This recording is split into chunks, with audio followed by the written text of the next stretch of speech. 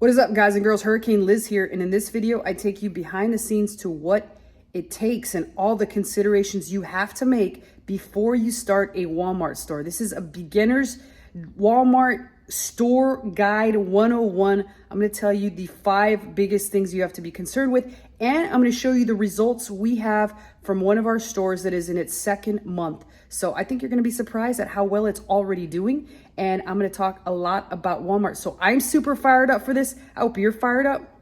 Let's do this.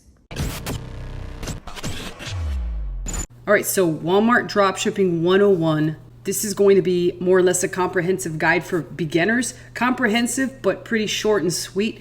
And before we do jump into the data here that I'm going to show you on a brand new store, as well as guide you step by step of the considerations you need to make before you jump into Walmart, just wanted to remind everyone that my email is below in case you do want a full-on automation store done for you and or you need help starting one yourself. So let's go and talk about what starting a drop shipping store from A to Z entails with Walmart.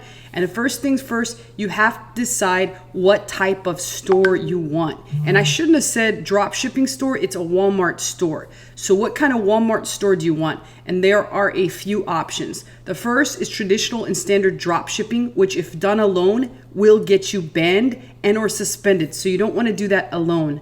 The second type is 2-step, which requires someone to pick the package up and intercept it at the midpoint and then send it out to your customer. And that typically will require higher shipping costs and so in some cases lesser margins. The third type of store is what's called a WFS store, or the equivalent of Amazon FBA, and that's where Amazon, or in this case Walmart, handle all the fulfillment from A to Z. And then lastly is my traditional favorite type of store. It's called a hybrid store, which is a mix of all of the 3. And when you have this type of store, you almost make it safe enough for yourself not to get caught by Walmart. And Walmart eats it up because you do have WFS in there. So essentially, it's the best of all worlds because you're able to gain a lot of profit still. And as I said before, Walmart's good with it because of the fact that you're doing so much WFS. So I tend to like to go with hybrid stores, but you got to make that decision.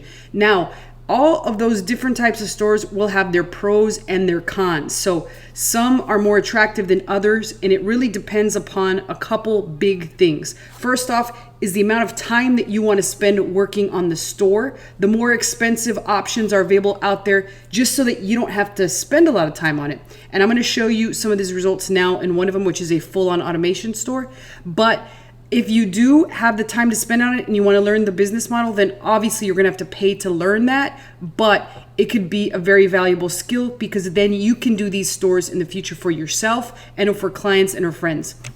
And lastly, the other thing that you're going to have to devote to that is the time and then the money, right? It's a lot more expensive when you have to buy an automation store, since most of them start at $25K, versus you do it yourself. And there's options with doing it yourself where it might cost you a little less than that. And obviously the learning curve is going to still cost you. The way I like to explain to people why it's sometimes just good to take a full-on automation store is it's like your tuition money. You're going to have to pay to learn this. So in this particular example, this is a store that is over a month old now. It got its first payout, so I'll show you that. But already right now it's making $4,500 in the last 7 days, and that'll probably continue. It probably will go even higher than that.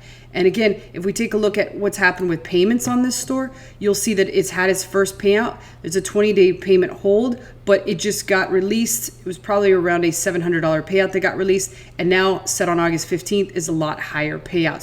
So this store is making a lot of strides. Which brings me, I just wanted to show you guys that real quick. This is how we usually do with all our stores. Now let's talk about the 5 different things that you really need to consider when you do jump into one of these stores. The first big choice that you have is how you're going to acquire the store. So you can either do it yourself and try to do it yourself. And I've always told people that you can get lucky by doing this. You're going to need some of the basic information like LLC, EIN, a website. You might have to find somebody to develop that website if you don't have one. And that's pretty much it. So it's pretty basic, but again, you can get declined. The second one is by hiring someone. And the second thing that you're going to want to consider is you can hire someone to apply for you. So there's a lot of people out there that are experts that will do that. And if you don't have someone, you can contact me and I'll try to get you in touch with somebody. The third way is to buy one outright.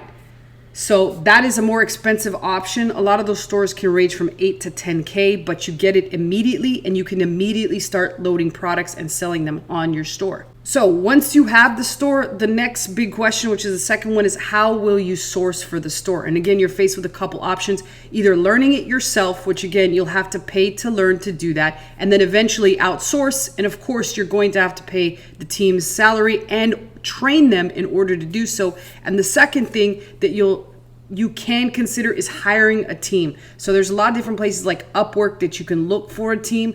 But again, with that method, you're going to have to test a number of teams and it can be hit or miss based on my experience. I've tested dozens and dozens of teams, and that's how I've been able to find the teams that I exclusively work with. The third is once your team sources, you're going to have to consider repricing. And there's a lot of software available out there to reprice, but a lot of people also do that manually. So you'll want to make sure that your prices stay along the lines with the rest of the competitors that are on the same listings as you. So that's the third thing. The fourth thing is you'll have to consider fulfillment of the product. So this can be a lot more complicated than just knowing you have a team that's going to go to the cart and fill it up and say, all right, let's cash out. We got the customer's credit card on hand. Let's use that to buy the stuff. It's a lot more complicated than that. What this will typically involve is, of course, what I just discussed. However, the other things that people don't consider is using multiple different suppliers and testing those out. And then second thing is having to evolve as the platforms that you are buying from change. So Amazon Business Prime will suspend accounts and then you'll be SOL if you're exclusively using them. You're going to have to figure out different ways to source those products from Amazon and get that shipping free. So you're going to have to think outside the box, and a lot of time that is the biggest pain in the ass and the thing that takes the most time.